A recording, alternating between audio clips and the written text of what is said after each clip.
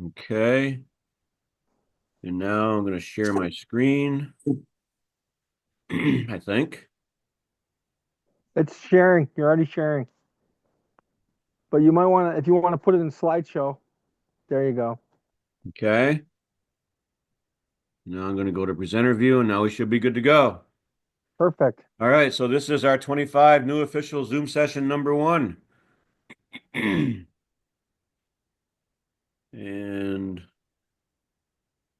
And first of all, anybody that is new out there to the VLOA, welcome to the appreciate Vermont you Lacrosse guys. Officials Association at the high school level. And as again, thank you for stepping up. We are short on officials. We need more officials. And if you know anybody, bring them on board. Reach out to Craig. And I think in every officials or every sport right now, the officials are short. I know at the hockey level we are very, very short. Um, and what's our numbers for lacrosse right now, Craig? Right now I got 31. I Which is like to kind be of at like 36 or 37. And everybody on is actually on the system except for Rob. So he's working through that. Rob Wyman. Everybody else is on. So they're in my count. So we're getting there, Rob. we're getting there. Yep. But I think when I first joined, it was like 55 or 60. Yeah. That many years ago. So Rob Wyman, there's might have been what, 4 or 5 when you first joined? You're probably one of the original ones. I don't know, but I'm just, You're putting on that mute out if you're there. talking, Rob. What's that? Mr. Wyman's on mute if he's talking. I said Okay. I There you go. joined before there was lacrosse in Vermont. Okay, that's what I Yeah. kind of figured. So there might have been maybe you and Abe. Um, Gary. so the Gary. first thing to talk about is the Oh, uniform. For the hey, ones that Darren, aren't I see aware, you. Thank you. for the ones Darren that aren't Trevick has aware of just it, we joined. now wear a 2-inch striped shirt, um, black jacket, shorts and pants, or shorts or pants, gotta be black. The black socks should be at least ankle high. No, no seams. You should be seeing some sort of sock, at least ankle high, or even a crew type sock. Preferably a black hat with the white piping, same hats as they wear in football. Black belt. Timers for the new people that are going to be working any varsity games need to have a 20-second timer. Should have at least 2 yellow flags that are weighted. Referee, at least of the crew, should have a tape measure. Everybody should have a scorecard with a pen or a pencil. Referee will have a coin, and then you should try to have a spare whistle if at all possible. And you guys can all read that just as well as I can. The way the VLOA works is that the assigned referee to the game should be contacting the crew either by text or email at least one day prior to the game.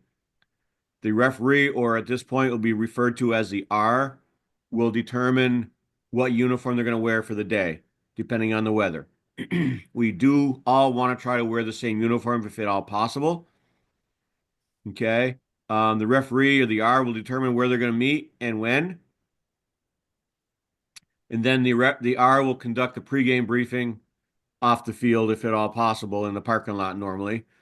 Some of the things the R might go over, depending on who the crew is. They should go over some mechanics of what he wants to see in that game. Talk about crease play, who's going to get the counts, what the counts are, how many stick checks or equipment inspections are we going to do, when are we going to do them. He should be explaining to you that if there's a big hit or multiple flags, we should come together before we make the final determination. The R should be putting on the stalling warning and to get it in, keep it in. And the umpire and or field judge at the time will echo that as well. He'll talk about the crew inspecting the field, looking to make sure the cones are there. We should have at least 6 cones on the field, 7 cones, one at each corner, one at the center line, on the off bench side, and then at least two, maybe four if we're lucky, at the bench side. Determining the table and substitution area and the benches area. And the R will go ahead and talk with the timekeeper and how they're going to relay penalties up to the time if there's not somebody there, if it's up, if it's up in a box above the field or something to that effect. That is all going to be taken care of by the R that's going to be there. Coach's certification, again, the R is the guy responsible for the game, so he's going to take care of all that. He will take care of the introductions. He will take care of the certification of players' equipment. He'll ask the coach about that. He'll talk about any special situations that are going on the field, if it's a muddy field, if the timers aren't working or the scoreboard isn't working or anything like that. They'll talk about weather, possibility if there's a lightning strike or lightning, or a possibility of rain or storms or something to that effect. And he will also check and make sure that there is a certified trainer on the field as well, because we don't start a game unless we have a certified trainer available. He'll ask the coaches if there's any questions that he have that are within reason. He's not going to sit there and debate with them, but he's going to ask him if he has any questions. The referee, the referee and the crew should try to take about the same amount of time for each coach and make it look, we try to make that look equal if we can. If you're with the first coach for a little bit longer, try to stall with the second coach, asking him about, I don't know, the time of the day. How's your team going? How's your team look? Just make it look like you've been there for about the same amount of time.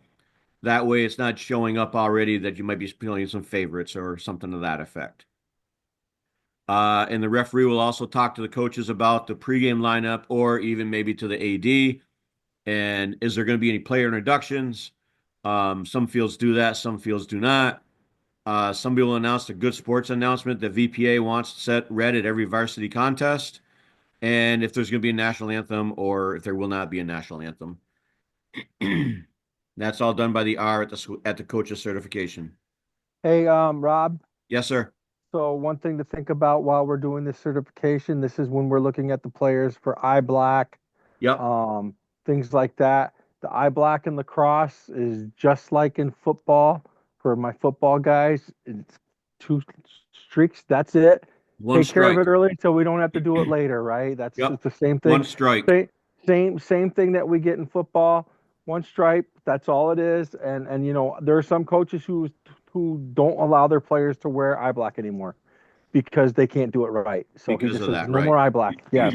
Yep. So And the so other thing, you the can also be policing the eye black during the warm up. When you're warming up or you're getting loose, you can look at some of the players. You see a player that has some. It doesn't have to be coming from the R. It can come from anybody at that point. Just tell the player, hey, go take wipe it off. You know, right. and it can also be taken care of at the. It's not the best place to do it, but can also be taken care of at the lineup. Okay, Correct. but yeah, let's focus on the eye black and things like that. Yeah, Um, and that's actually a point of emphasis this yep. year in the rule book is the eye black. Yeah, I haven't gotten a They book want us yet, Craig. to So can they you send want me one down, please? Yeah, I'll get one. I'll get one. I'll get whoever has them. I think Shannon has them. I'll make sure he gets them sent, or John has them. I'll make sure we get sent out. Yeah, I think John probably has them. He had them before, but Yeah. talk about the Okay. coin toss now. Again, um, the referee is going to do the coin toss. He'll have the coin. He will line the players up, and if there's only a two official system, the referee will get the home team, the umpire will get the visitors. If it's a three official team, the referee will go to the center of the field and he will probably dictate at that point or even in the pregame who he wants to get the home team and who he wants to get the visitors. Typically, the umpire will get the home team and the field judge will go ahead and get the visitors. The coin toss determines absolutely which way the teams are going to go, and it will also determine which goal to defend or the alternate possession. Again, that's all handled by the R. And for the new people out there, you may get the R assignment or you may not. I don't know. But if there's any questions at all, by all means, don't be afraid to reach out. My contact information is at the end of the presentation. And here's our lineup. How we're going to line the players up for a two official coin toss. The referee will get the home team and put them in line. The home team always faces the bench side starting. And the referee wants to be near the speaking captain of the visitors team because he's the one that's going to be calling for the coin toss. Try to get them up by you if you can, if you're the R. All we want to do is we want to be on opposite sides of the field. We want to be on opposite sides of the players. Hey, If so you, guys, real quick, in the beginning of the season, there's not a lot of time because in the beginning, some of you guys will be doing JV games first before we can get some good evaluations.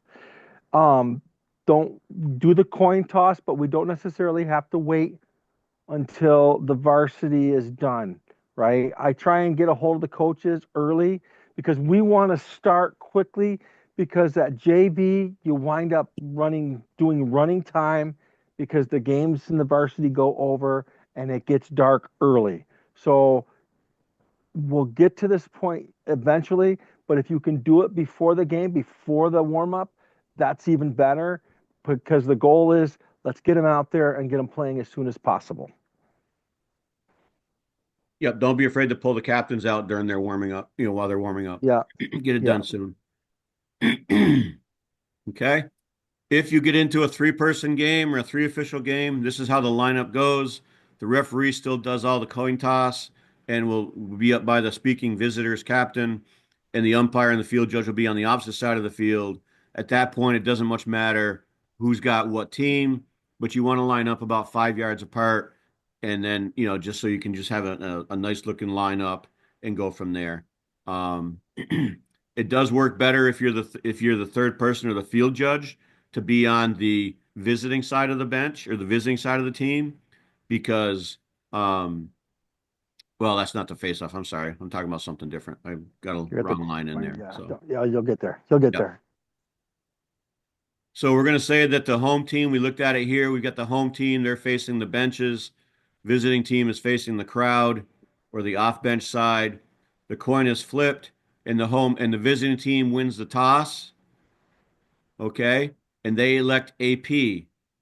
The home team decides they want to defend the goal to their left. Okay, so here we are, the goal to their left. So we're going to take the home team and line up on the side of the field that they decided that they opted to defend. And then obviously the visiting team is going to get the other side. And what I typically do is say, okay, you've won this toss. Home team, you're going to defend this goal first and third. Visiting team, you're going to defend this goal second and fourth, or first and third, and go from there. It just looks good. It makes us look like a team. Looks like we're professional, and we're courteous, and we know the rules, and we know how the lineup goes. Okay. At this point, after that, you can meet with the face-off guys. The R can call if he wants to or not, and that's when you want to check the sticks for the tape, and you want to look for tape that's contrast in color from the gloves, the shaft, and the crosshead. Now, it doesn't have to be tape; it could be paint. Okay. It's just got to be the last 6 or 8 inches up by the head has to be a contrasting color from the gloves, the shaft, and the crosshead. Okay. And at that point, maybe some of the face-off guys may ask if you can check our pocket depth. That's the time to do it. Or if you want to do it after the face-off guys, you can do that as well while they're still warming up. They may ask, don't ask them. If they come to you and say, "Hey, can you check my pocket depth?" Grab a ball and absolutely do it. The other thing when you're meeting with the face-off guys, you can explain how your face-off procedure is going to go. And typically it's going to be that I'm going to put the ball down in the center. I'm going to give the down command. I want you to line up your crosses where they're parallel to each other. Okay, make sure your sticks are straight up and down. I want your sticks lined up top to stop. I want your hands wrapped around the cross. The hand closest to the cross has to be palm up. There's no moto grips allowed. No contact with the cross head. Once I see you lined up properly, nothing in the neutral zone, I will then give a set command, and then I will start backing out. And I may either come to a stop or I may not come to a stop. I may do it while I'm still moving. I'll blow the whistle. If you line up wrong or you move before the whistle is blown after set, the ball is going to go to the other team. It's a face-off violation, and we'll stop play. We'll give the ball to the other team. We'll give them a chance to give you guys a chance. This is also a spot where you need to make sure that the attackmen and the defenders are still in their restraining box. They are not allowed to come out until we blow that whistle for possession. Okay, so just keep that in mind as well. And here's our lineup with the two officials. Okay, referee's on the off bench side because he's going to come across the other line and the other side and start the face off on that side. We want to line up the home team. The left shoulder goes to the goal that they choose to defend. That's our two-person lineup right there for two officials. And there's our three official lineup. Again, this is where it works well to have the umpire or the field judge, whoever's number 2 or number 3, on the opposite side as the R, and then that umpire can go right to his position, which, hang on a minute. I meant to grab my pen and I didn't.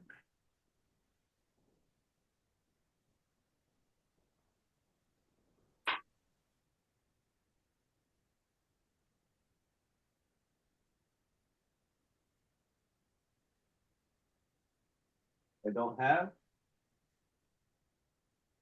Oh, where it went to?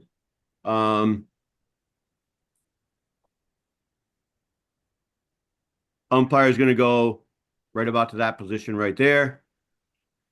Referee is going to go there. Field judge will come over here and be the helper. Okay.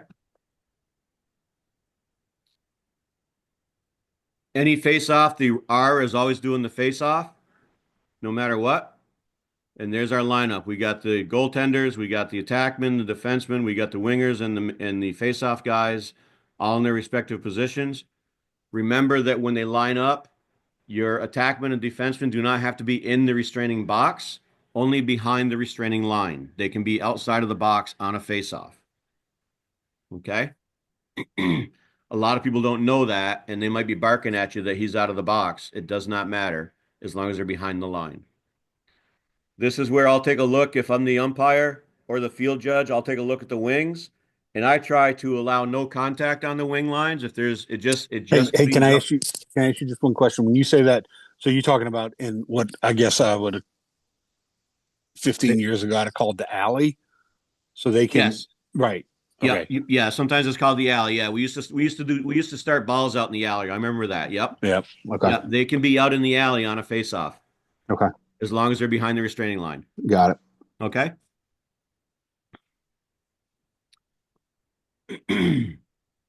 And there's a three-person face-off right there with the field judge in that wing area.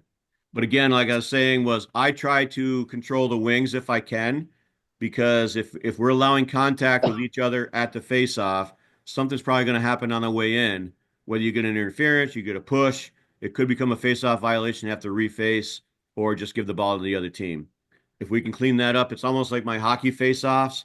If I can keep my centers from battling and keep my wings from battling with each other, it's a much more controlled game, and you have control of that face-off, and that's the important part of it. Again, like I told him, we talked about it. The referee's going to put the ball down in the vicinity of the X or in the center of the field. We don't always want to be on that specific center spot. We can go 2 or 3, 4 yards either side of it, especially if it's a grass field because it's going to get tore up pretty quickly. So I try to alternate where I put the ball one side to the other. You want to tell both players to go down together. You want to line up with the ball in the center of their cross. Both players are standing up. There's no knees touching the ground. Both hands are wrapped around the cross. Again, there's no moto grips allowed. You cannot be touching the plastic. Everything has to be to the left, nothing in the neutral plane. Crosses must be straight up and down, and they must be parallel to the line, not touching the line. You're going to give the set command. You're going to blow the whistle, whether you're backing up or you're doing it from a couple yards away. And then once they get possession, you're going to yell possession. You're going to wind your arm up, declaring possession. And then typically the lead, whichever way the ball is going, the lead's probably going to start that 10-second count getting into the box. And here's a example of a pretty good looking face-off. It looks like the white stick may be a little bit not so parallel, but that looks like a pretty good face-off right there.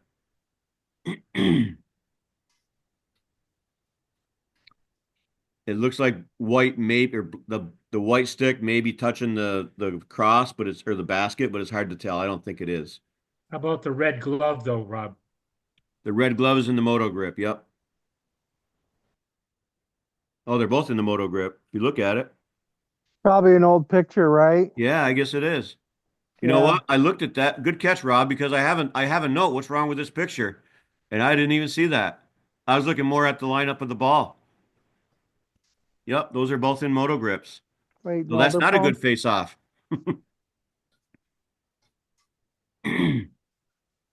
So palms up, right? Palms up, and they have to be wrapped around the cross. Right. And this played earlier.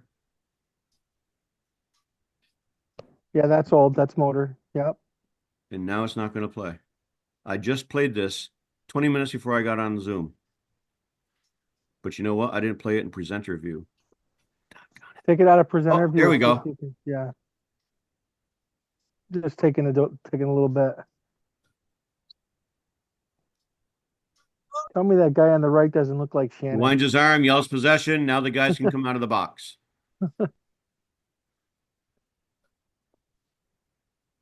So we're going to say the face-off has happened. The ball is moving to the bench side right. The referee becomes the lead. The umpire now becomes the trail. Typically, the referee, whoever the lead's going to be, will be getting that 10-second count off of the possession. It may be done by the trail as well. That's where you want to communicate with each other, saying, hey, I've got the count or I've got the count. If the trail picks up the count, it gives that R or the new lead, it gives him more time to get down there in position where he needs to be, down by the extended goal line or further down, depending on what's happening with the play. We want to count. When we do our count, we want to be what I call loud and proud. Our arms are very demonstrative. If you want to count out loud, you can. I don't typically count out loud. Unless it's a JV game, I might do that, but we don't typically use counts. But sometimes the guys want to use the counts. It's up to the teams, really. Or I'll just tell them to get it going. But you want to have your arm out there, making it wide, making it up high. I mean, not above your head, but I typically like to do it right straight across my arm, about a 90 degrees to the ground, and I do it very demonstrative. You know that they know what your arm is doing when you're making that movement. So mechanics of two-person officiating is you've got the lead and you've got the trail. All officials have equal responsibility to make the calls on the field. The only Hey, differences so is uh, the R has the ultimate decision if there's a questionable call, such and as just multiple flags or bigger hits or something to that effect. Rob, just as a reminder, so something that's changed since you've probably done it, Mac, is we run left. So lead runs left. Okay. You know what I mean? Mhm. So yeah, okay. And it was pretty weird to start with, but it really works out very, very well. Yeah. Yeah, it was really hard to transition to that, but it works out really well. Every now and then we get some college refs and all of a sudden they're lined up running right. And I say to them, why are you running right? Oh Mhm. yeah, we're supposed to run left, aren't we? So because they only do 3-man in college. So Right. they forget that we changed. So Well, it's hard as that single because you're going both ways. See, yeah. at first I thought you said you run less and not left. Yeah, Yeah, left. yeah. We're running left. So the lead is always going left. If Got you're it. facing the center of the field and in your lead, you're running left. So Mhm. cool. Okay. The lead official should try to get ahead of the ball if at all possible. At a minimum, try to be even with the ball. The lead should never be behind it unless it is a long, deep field transition or deep field pass, and we got to, get on our horses to catch up to the play.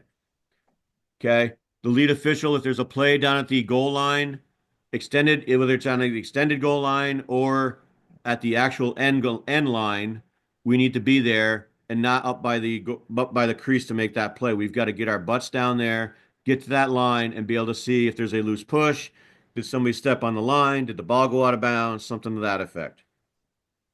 Again, the lead should have the initial 10 count for the offensive rush, unless you communicate with your trail and he's going to get it. And that can also be talked about in the pregame. Some R's like to say, as the trail, I'm going to get it every time, but it's up to the individual's reffing. Um, and if you're the lead and you see a player approaching the crease, your job is to watch the shooter's feet if they're approaching the crease to make sure they don't step in the crease before they release that shot as the lead official. Trail official, once there's a change of possession, especially in a goal crease from offensive or defensive to offensive, is going to start that 4-second goalie count. He's also going to start his timer and the 20-second advancement count. The trail is going to signal with his hand up, straight up in the air when a ball possessed crosses the midfield so that the lead can start the new 10-second count. Okay. The trail is going to be looking for offsides. The trail is going to be looking for over and back. The trail will report most fouls to the table. Okay. And it may be the new lead becoming the trail if the ball's going the opposite direction. So I just want to say that most fouls will be reported by the trail to the table. Right. The trail is going to look for illegal substitutions. The trail wants to position themselves somewhere at the top of the restraining boxes or in the where the alley line meets the restraining box line. That's a great place to be positioned. If the lead has to drop down to go to the end line, it's okay for the trail official to step in 2 or 3 steps, 4 or 5 steps. If there's a contested play around the crease, when the ball comes back out from the end line. But once the lead comes back and gets up on the end line or on the goal line extended, you need to position yourself back out in case there's a quick transition going the other way.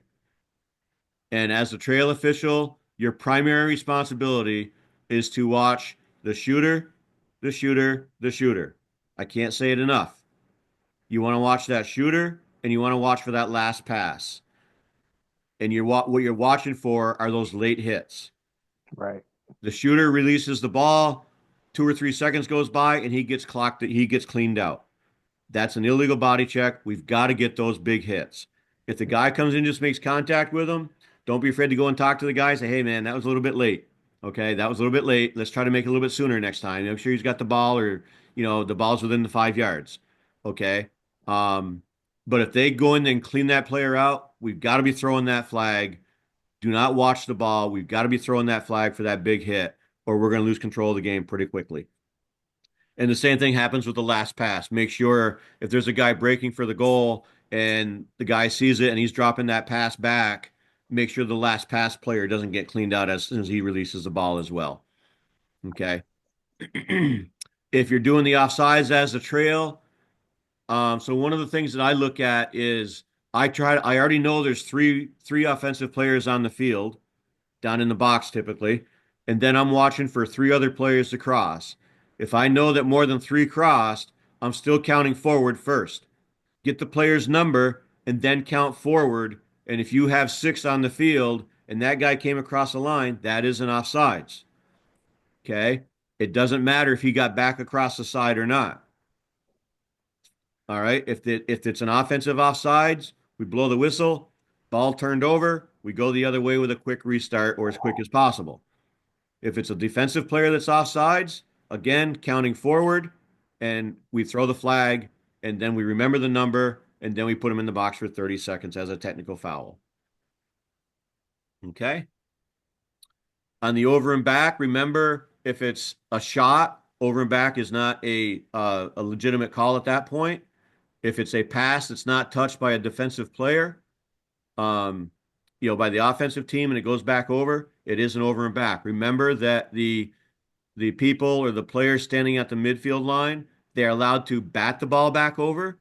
They cannot kick it. They cannot possess it. They are allowed to bat it back over.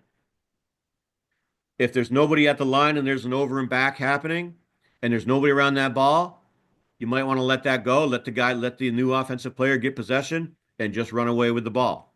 If he's not contested, that's okay.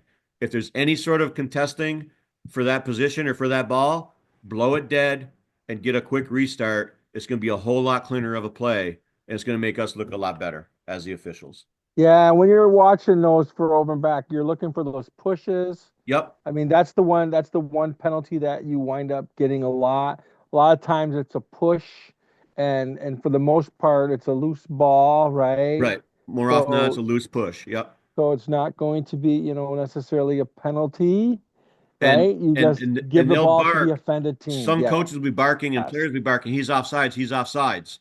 He might be offsides because he got offsides because of that push. Because Call the he was push and pushed. not the offsides and let the ball go Right. the other way. Correct. Okay? So keep an eye. That's Yeah. all part of our game management. Okay? Offsides is probably one of the most missed calls in lacrosse. I think it's one of the Yeah, most for ridiculous calls in lacrosse as well, but we still have to call it. So, because typically 99% of the time, an offsides will not affect the play that's happening in the offensive end. But it is offsides, and the coaches are barking for it. So just keep that in mind. Yeah, just remember lines are not subjective. Hey, Rob, Yes.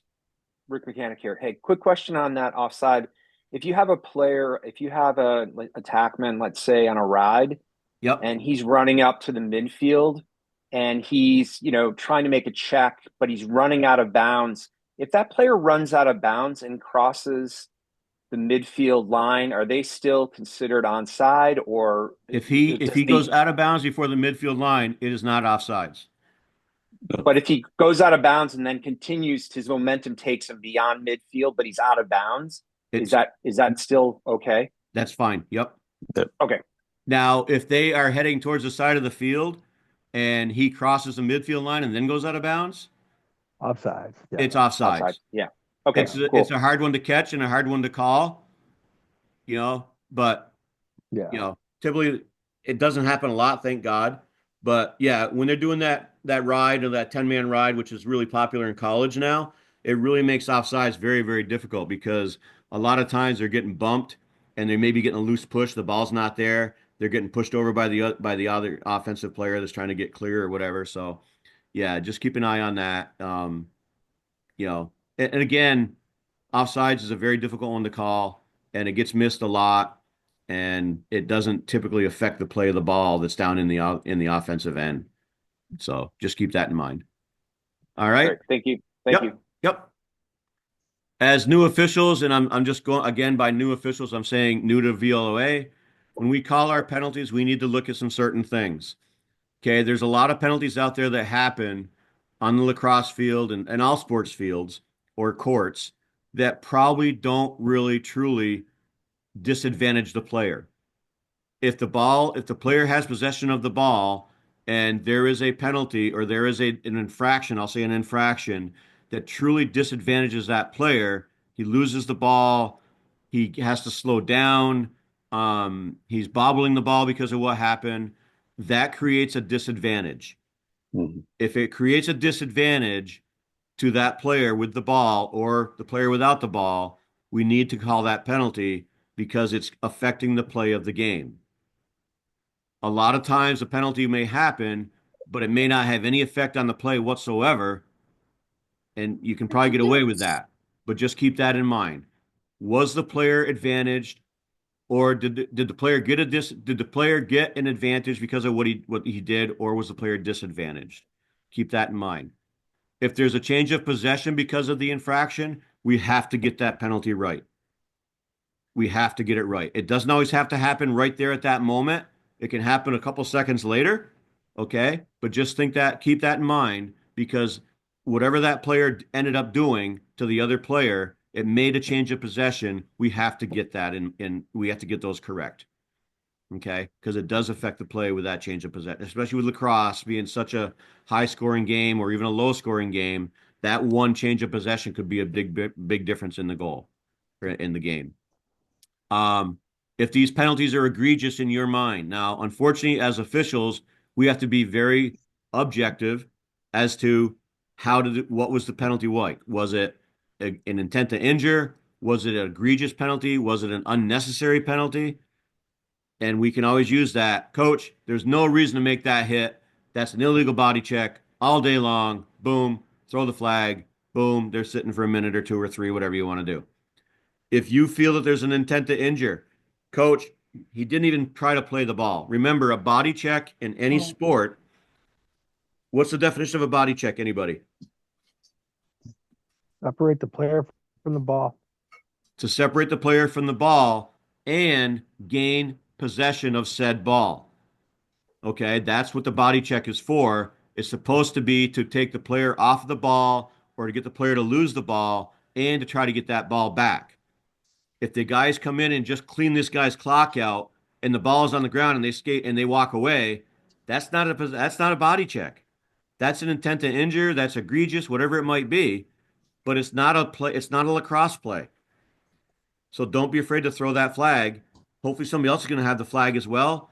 We come together on the field. If you've got multiple flags on any play, it could be two different penalties. It could be both flags on the same penalty. Do not go ahead and report that penalty right off the bat. Look at each other. At least both of you, or if there's three-person system, two of you come together maybe all three of you, but keep an eye on the players, okay? Come together and discuss what the call is going to be and let the trail make that call or that report to the table. That's the key. If two people have a flag, always come together. Absolutely. Always. And Hey, Rob. remember, in high school, a second flag on the ground will stop play as well. Okay. Hey, Rob. Yep. Rob, point of clarification. You mentioned, in terms of the intent of a body check, but also you do have scenarios where you have a loose ball and you have a man ball situation. Yep. So if you're allowed to check somebody if that person is within 5 yards of the ball in a loose ball situation, as long as you legally check them. Is that correct? That Legal is correct. legal contact. Legal Right. contact. Legal Correct. Right. contact. Yes. Right. So in that case, the ball is already separated. They don't have possession of it, but you Right. are Right. allowed to body Right. check. Yes. But Yes. Okay. again, look at the intent. What was the intent just to push him off of the ball so I could get to it? Or was the intent to put him on the ground and 6 feet under? Great. Yeah. Right. Okay. And remember, how is a body check legal? Has to come from where? Side or front, Has to come from the side or the front, below the okay? shoulders, above the Below the hips. Above the shoulders waist. and above the trunk. Okay. Above Our the- body yeah. checking area is from the trunk or the waist to the shoulders. Yeah. And it has to come from the front or from the side. Okay. So you've got a penalty, you've thrown the flag, you report it to your partner, you report it to the coaches, you report it to the players, and you also report it to the spectators. So when we do that, we throw a flag, say we got a flag down, slow whistle, the ball loses the team that loses possession or they get possession, we blow the whistle. Stop running, take a deep breath, look back towards the field, don't look towards the spectators, look back towards the field if you're not facing that way. And very slowly, not very slowly, but slowly with a purpose, you want to start reporting your penalty. And I'm going into that in a little bit. We use a thing called C note, and you want to report that back to the trail typically. If you're not the trail, if you're the trail, you want to report it to the field and then turn around and go to the table. But you report it to the field, the trail will then turn around and go report it to the table. This is the chance for the game to slow down. We're not in a hurry. Make sure we're going the correct way. Make sure we got the correct number and the correct player. And this is the time for the non-reporting official to get the players set up, get the ball to where it's going to be started. And when that trail is done reporting it, he can come back and you're ready to blow the whistle for a restart. The cleaner it goes, the cleaner it looks, the better we look, the more professional we look. And it also will give nothing but confidence to you guys. And it will also give us um, it'll give it look. I'm trying to think of the word now. I can't even think of it. I'm missing it. But it'll make us. Credibility. What's that? Say it again. Credibility and Credibility. professional. That's what I was looking Yeah. for. Thank you. Yeah. As a team. As a team. Yeah. Remember, we're the third team out there. Okay. So we've got a penalty. We yell flag down. We throw it high in the air. If we can at all possible, try to throw it in the direction that you're going to be going for the restart. If you throw your flag, sometimes it's windy and the flag goes backwards, it happens, especially if you throw it very high. There is actually a mechanic on how to throw a flag. And that mechanic is you take the flag out of your pocket or out of your waist belt or out of your waistband, and you wind your arm up and you throw the flag from a underhand toss up in the air as high as possible, yelling flag down. If you're not the person that threw the flag, the other officials should hear it or see it. They should also echo across the field, flag is down. That way everybody knows it. And that way, if something happens where the second flag gets thrown or the defending team gets possession, ball goes out of bounds, whatever it might be, we now blow the whistle and the play does not continue because nobody heard that that first flag was down. Okay? Nice. Okay. Let's go. And you can see him in the bottom left with his mechanics of his flag. He's coming in the picture shortly. There he is, throwing the flag high. Hopefully he's yelling flag down, but he's going to the direction that he wants to be in for the restart.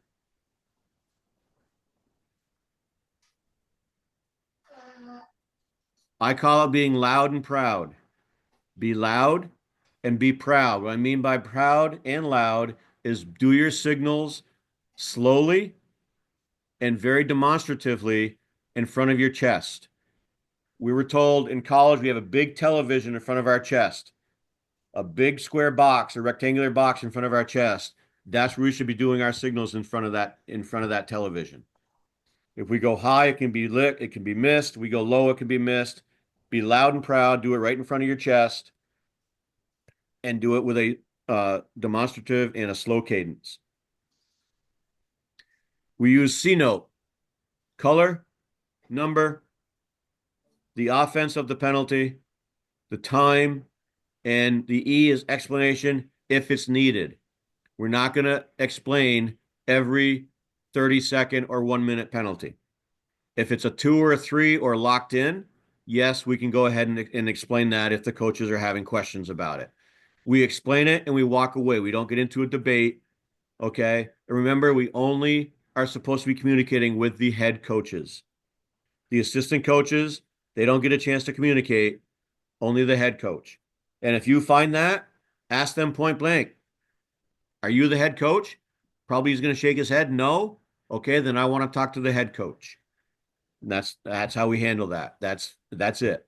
He doesn't get it. He doesn't get it. Then throw that conduct flag. They'll get it after that happens. I'll guarantee you that. So we do the color. So we want to do our penalties such as blue, number 4, slashing, 1 minute. Boom. End of story. And if the trail doesn't see it, you do it again. And then the trail will go up to the table area. I don't like to go up to the sidelines with the table area. I try to do it from the wing line at center field. Don't do it from 14 yards, 15 yards on the other side of the field. It looks much better and more professional if you run up to the center of the field at the wing line, make sure the table's looking at you, and then give your signals. Okay? And the other thing that we do is when we do the time, we put up in the air above our heads now 1 minute, 2 minutes, or 3 minutes. And if we're locked in, we also take our hands and we bring above our heads and we clap them together. And that tells them that they're locked in. It's a locked in penalty. Okay. Again, C note, color, number, the offense, time, and explanation if needed. And I'll tell you what works well, and I did it when I first started. Do it in front of a mirror. Do it in front of a mirror. It works really, really well. You'll try to, at the end of the book, at least there used to be, I haven't got this year's book, but at the end of the book, there's a lot of signals in there, for the different altercations or different fouls. Don't be afraid to pull those out and do those signals in front of the mirror. It will make a big, big difference.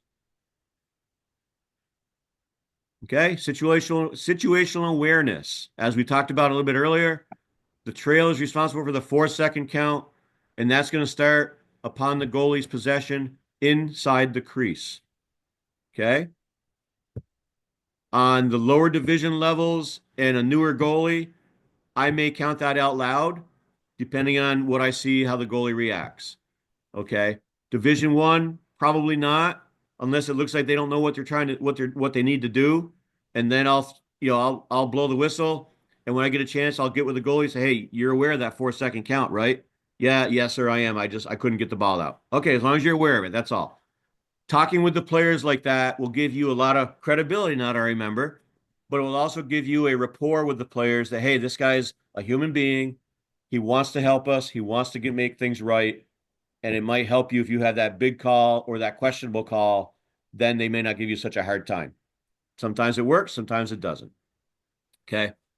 The 20-second count starts when the defensive team gains possession. And again, that is when the goalie gets the ball. So what you need to do simultaneously is you need to get your timer going and get your 4-second count going as well. Okay. And that 20-second count will end when the ball crosses the midline. Okay. Usually in possession, hopefully. Okay. But just keep that in mind. Remember, the 10-second count does not start, and that's normally done by the lead. does not start until the ball is in possession on the offensive side of the field. So the 20-second can end when the ball goes across the midline, and now they're fighting for the ball, but nobody gets possession for 5 or 6 seconds. The 10-second count does not count until that ball is truly possessed. And that 10-second count will end when the ball is touching the ground in the restraining box or the player steps in the box. And I'm sure you guys have done lacrosse before. A lot of times you'll see them get up to the box, they'll step in, then step back out. That's okay. They can do that. Okay. The 4 second is done with the arm, just like we're doing our 10-second count. Again, make it loud and proud. The trail needs to put his arm up when the ball or the player crosses the midline, so the lead can start the new 10. And once the 10 is satisfied, the lead should point to the box, point to the ground, and the trail should see that, and they should also mimic that sign so that anybody behind them, such as the coaches and the players sitting on the bench side, can see that he has gained possession of the box. Okay. Again, all these mechanics and all these signals, if we mimic them and we echo them, it just makes us look that much better as a team, and we're working as a team together. Here's a transition play. So here we can see the ball was down on the left, as I'm looking at the screen on the left-hand side of the field. The T was the lead. The ball's moving down the field. As the ball moves down the field, the trail that was over there becomes the lead on the other end, and the trail will now become the lead. Okay. And that's what it's going to look like at that point. The ball's moved down to that other end of the field. The lead, try to be outside the ball if at all possible. Sometimes you got to go out in that alley. I've had to go off the field before. Okay. Just to make sure we're staying within when we're officiating like this, we want to try to keep our line of sights. If the players go behind us, we don't have a line of sight. If we keep the play in front of us, we have a good sight view, and we can see a lot more of the field if we keep the ball in front of us and the players in front of us. Again, you'll look and see where the trail is positioned in the area of the restraining box, in the intersection of the restraining box and the alley, in that area there, and the lead's going down, is down by the goal crease. If the ball moves over, okay, if the ball moves down, he's going to push down by the lead or down by the goal line, and then the trail, and this is an example of that right there. Okay, the lead is on that line to see if there's any contested play, loose ball push. Guy steps on the ball or steps on steps on the line out of bounds, and now that trail steps down in a couple yards to be able to watch the crease in case that ball comes out quickly for a contested play at the crease. If the ball does get into the crease, the lead needs to be on top of that crease. Not in the way, but on top of it. Okay, we're watching for our feet, the shooter's feet. We're watching for any types of pushes. We're looking for illegal body checks. We're looking at whether the player was not going into the crease and he got pushed in illegally. Okay, the ball's in the crease. They can't score, but now we have a flag down because of an illegal body check. Okay, keep that in mind. And if that ball comes out of the crease, that lead's got to yo-yo back and forth out to the side to stay out of the way. The lead should always be going back and forth down there all the time.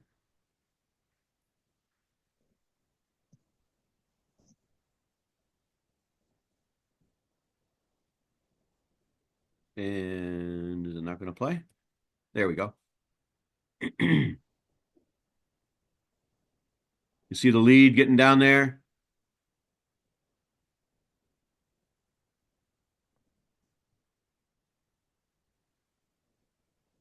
Do we have any fouls on this play?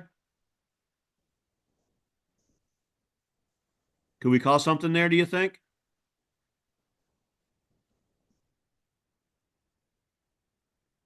Go there, see it again, slow Yeah, I'm down. going to try to play it again here. I see Scott says yeah.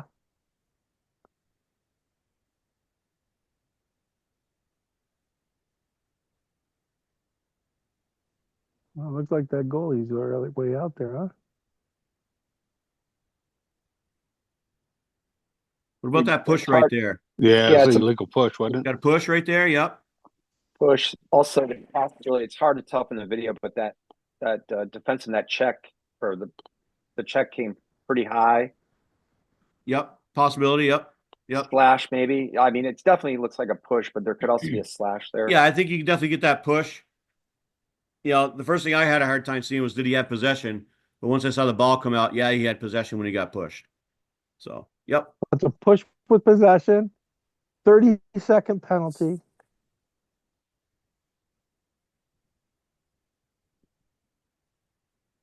Okay, now this one's hard to see because there's no sound, but take a look at the ball and the possession of the ball.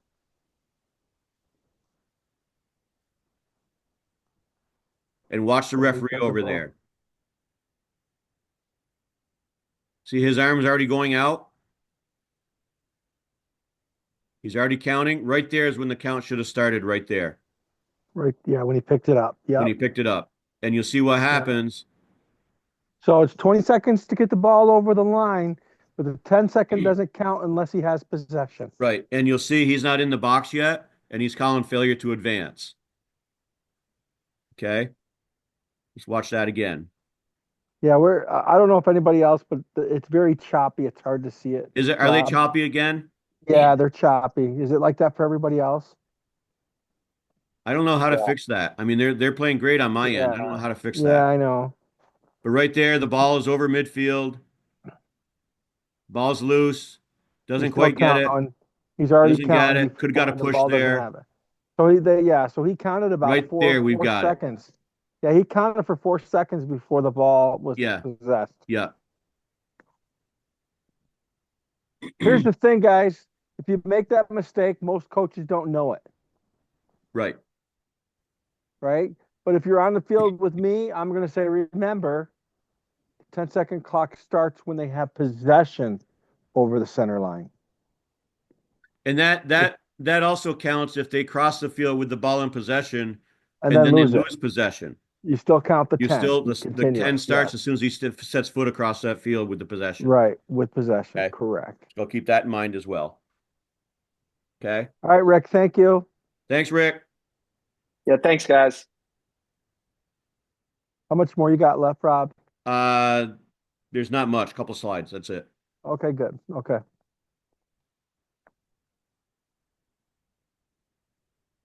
Let's watch this.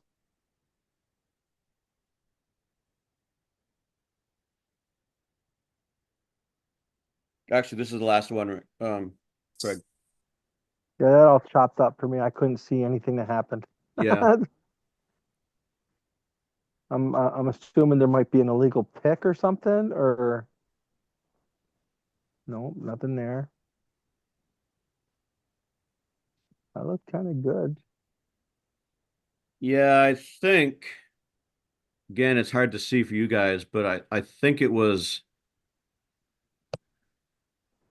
Was it a cross check into the chest, the stomach area? I think it was a screen. I think it was for a screen. No, I think it says legal play.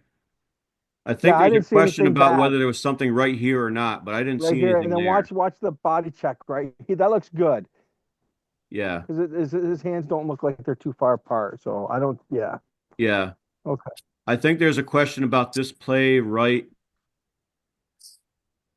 Yeah, I didn't see it picked. That's what I was wondering. Yeah. I couldn't tell. It's in the chest. Yeah. He loses possession. And he kind of ran into the guy too, right? Yeah. The guy was standing there. Yeah. You There's don't nothing get to just there. That's all good play. So yeah. Okay. Okay. Yeah, I wouldn't have called anything there, I don't think. All right. Okay. So that's what I've got. That's it. Hey, so real quick, so guys, I believe everybody is on Arbiter. So make sure you sign into the lacrosse instance, right? Put your blocks in for me. Usually, because you guys haven't done a lot of games, and I know Darren and Mac, you guys will come along quick. And Jason, I know you've done some games last year. I just need to get some evaluation. Did you do varsity last year too, Jason? Yeah, and in Berkshire County, we do all our games 3-man. Yeah, So. yeah, but yeah, we don't in Vermont. So, and especially where you're at, the only team that will usually pay for 3-man is Burton. That's about it. Right. Sure. So the other schools, they don't want to pay for it, right? And I get it and I understand it, right? So Right. so make sure if you got mileage limitations to put those in, Jason, because I know you're one of my few guys down south. Yeah, So no, I need, yeah. I'm good to go. I'm good to go anywhere. Burton's not too far. I mean, I don't know what next furthest after that is. Probably Well, how significantly. far are you from Mount Anthony? I'm closer to, so I'm about half an hour from Brattleboro, about 40 minutes from Mount Anthony, about an hour from Burn. So then you could do Woodstock, right? Is that too far? Woodstock and Hartford? Hartford's probably an hour and a half. Woodstock a little further. Yeah, I could All do my that. guys down there go to Hartford and Woodstock. Yeah, And actually Randolph is not that far from Woodstock. It's on 89. It's just you know what I mean? So sure. so I will try not to send you any further and just say I can't do it. Yeah, Don't no, I decline it. I went to Sharon Academy for basketball this year, so Okay, that's yeah, pretty yeah, yeah. far. Yeah. Perfect. Yes. You So know what St. Sharon and Albans Randolph's is? about the same. Yeah, St. Albans up there. So the key thing is April 5th, Burton's going to have a big jamboree. A lot of teams are going to come there. We get some teams from New York, some teams from the north, and Burton. So Jason, I would hope you can come on that. I don't know if you have basketball or anything like that. I know AAU tournaments are going on and shit like that, but Yeah. if you could come, it would be very valuable. If not, I have a few scrimmages in Rutland that I'll have you work with. I'm sure you know Tom Cook and do you know Gunther? Yep, Yep. those Mhm. those guys will be running there, so I'll have you go up there. So what happens is when I send more than two to a scrimmage, we split it between the three. If I send four, we split it. So it's Sure. 75 bucks. You know, they pay for two officials at 75 bucks a game, 150 bucks. If there's four guys there, I'll split it. We split it. We get them to split it. So that's the best way, the easiest way to do it. I used to say first come, first serve, but no, we're going to split it. When we do the jamboree, if there's more than four, we guarantee everybody $30. There's no mileage for scrimmages, but we'll give everybody 30. So Rich, we have one up in Burlington that I think would be good for you to come to for sure. That's like a half a day. And for Rich, I think the biggest thing for you is to maybe watch some YouTube videos of some lacrosse just to see, because I know this is kind of a new sport to you, but I think you got a good head. You'll be fine. You know what illegal contact is. You know what targeting is. You know what hits don't look right. You know, you do football. You know enough. For you, it's just getting comfortable out there and understanding, okay, I throw the flag, I don't kill the play, right? That's the big difference between football and lacrosse. We let it go for a little bit. So we'll get you some scrimmages so you can get there.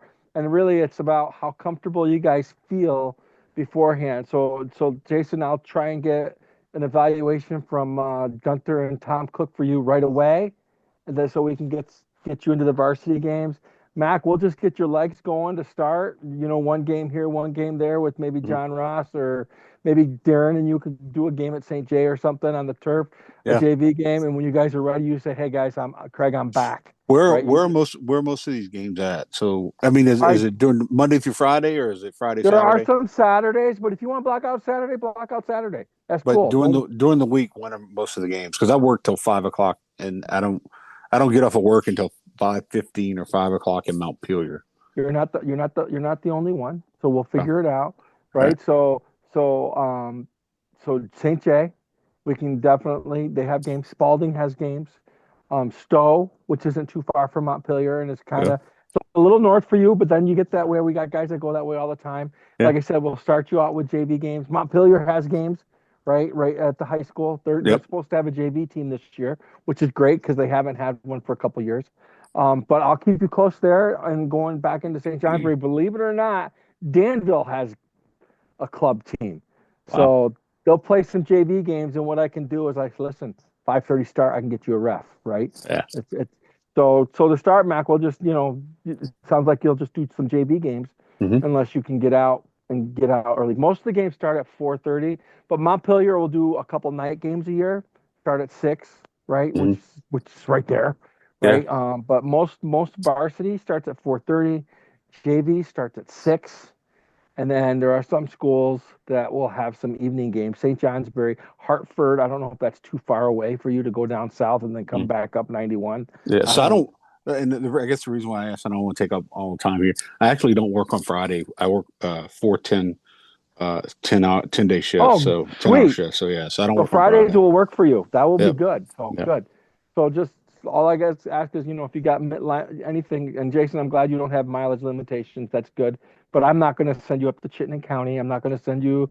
I won't send you any further north. I will ask you before I assign you to Randolph. Right? I will ask you. If you say no, Craig, I won't do it. That's okay because I hate to send somebody that far for one game. It's good for two, not always good for one. Getting Yeah. $175 is better than getting $100 plus mileage, right?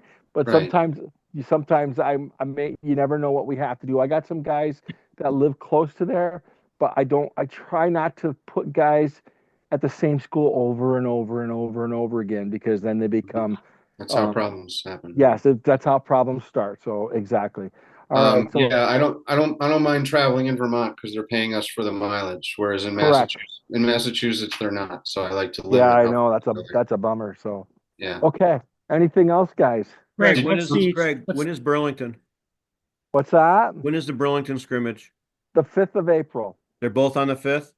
Yeah, they're both on the 5th, so we're gonna have to split. So I don't know where you are, Rob. If you want, I can run down to Burton. Yeah, no, that's But I fine. also got Tom and Gunther. I already asked them if they would be around, and Yeah. they said they could run it down there if we need to. Okay, so those are the only 2 training days that we got then. But I've got scrimmages that we can have multiple officials as well, which is Okay. what we can plan to do as well. So. All right. Like Rutland's got 3 scrimmages scheduled. They're not doing a play day like they have in the past. They didn't do any last year either. But Okay. I can get 4. Scott. I can get Jason there. I can get Scott if you can get over there. And Rich, you're really not too far from there. That's kind of like the halfway point where you're at, right? So what is it like 35, 40 minutes south? So yeah. So that's good. And then Rich, we've got some guys that are near you. Lawrence Pine. I don't know if you know who he is, and who's the other? J. Allen Fitzpatrick. He's another guy who's there as well. So two good guys down your way that will help. So I would expect you to be going to like Mount Abe, Otter Valley, Middlebury JV, stuff like that. There's a few schools up Route 7. Probably just Route 7 is what you're going to be the Route 7 referee. So I won't send you to Bennington right away, Did you have a question, Rob? yeah, what's the situation with the test? All right, so what's going to happen is we're going to get an email from the board with a link to a Google exam. You could take this thing 20 times. It'll give you a score. And here's the thing, we'll see that you've taken it 20 times, but we don't care. The whole point of the exam is to get your head in the book. It's open book. I'll tell you how I do it. I take the test, no book. See what I get. If I get lower than an 80, I'm really embarrassed, right? So, and then I take it again. I take it until I get a 96 or higher. Sometimes it takes me if I don't get above a 90 on my second exam, then I open my book, right? Because that means I'm getting the same question wrong somehow. I don't know how, but I do. But I mean, the nice thing is the whole point is for you to get your nose in the book and take the exam. So especially for the new guys. But What, yeah, that's how I do it. what's been the situation with why we're not using the Federation platform like we have, and why the delay this late into the season? Well, the board didn't get going early enough. We usually do it in January. We didn't start until March. So the question of where are they going to get the exam? So last year, I was not able to get into the Federation exam. I tried for the life of me. I went to NFHS multiple times, logged in, and there was no exam. I'm like, where's the exam? So I knew there was a U.S. lacrosse exam.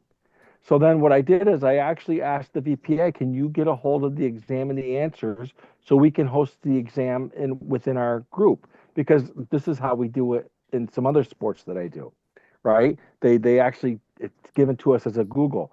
Although last year the one exam that I had, It was done on, believe it or not, Dragonfly. They did it for us. They hosted it. So as far as I know, USA Lacrosse is the only one that has an exam. I don't know about the NFHS. If you know of a link to the NFHS exam, let me know. But I've signed on and I can't find it. And I've even sent an email as well. So I don't know what to do with that. You know what I mean? So, but I know they've been working on it. I know they have an exam with the answers from 2025. The nice thing is it's still the exam. It's a Google exam. You just it takes just like you do in the online. Only you just click yes, which answer, and it'll tell you which ones you get wrong. At the end, you'll know exactly your score right away. So I have a question as far as insurance and dues. What do we need to do?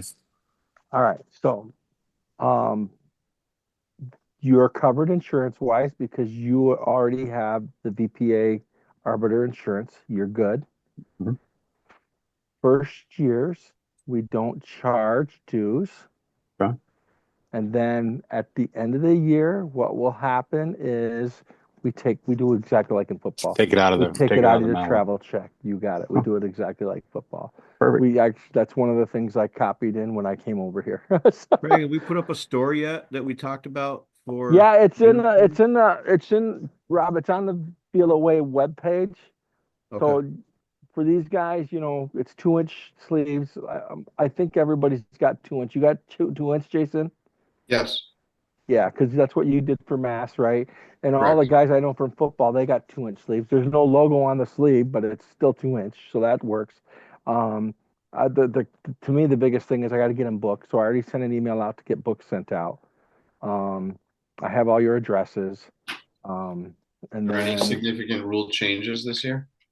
no, no, No. just the points of emphasis, right? And we'll go through those. We went through those last week.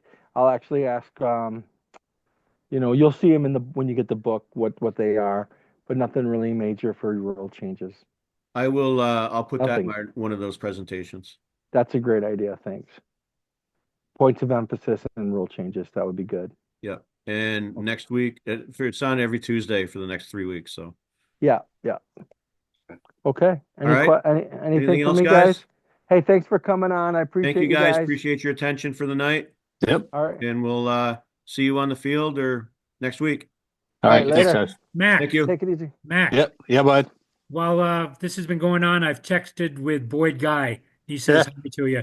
He Craig, came I've up got not an last attendance if summer, you but want the it. summer before. He came I up already and got it. Okay. worked the Essex tournament. So Yeah. Yeah. He had reached out to me. I mean, I stay in touch with him. In fact, I'm going Memorial Day weekend. I'll be down there. I'm going to his daughter's wedding.